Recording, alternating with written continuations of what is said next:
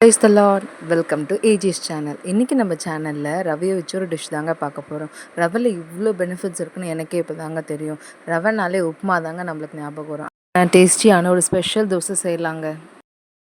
ஒரு மிக்ஸி ஜாரில் ஒரு கப்பு ரவையும் ஒரு கப்பு தயிரும் அது கூடவே உப்பு தண்ணியை போட்டு ஒரு 10 நிமிஷங்க ஊற வச்சுருங்க. மீன் வாயில் நீங்கள் அதுக்கு தேவையான பச்சை மிளகாய், வெங்காயம், கருவேப்பிலை அரிஞ்சு எடுத்து வச்சுக்கோங்க. தோசைக்கு தொட்டுக்க சட்னி வேணாமா?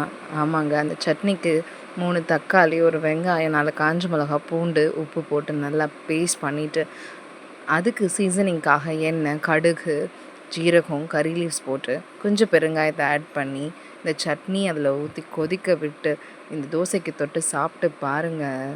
வேறு லெவலுங்க.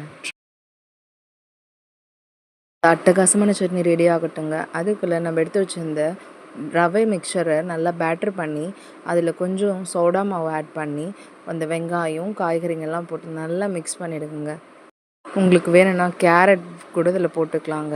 நல்லா மிக்ஸ் பண்ணி தவாவை ப்ரீ ஹீட் பண்ணி தோசையை ஊற்றி பாருங்கள்.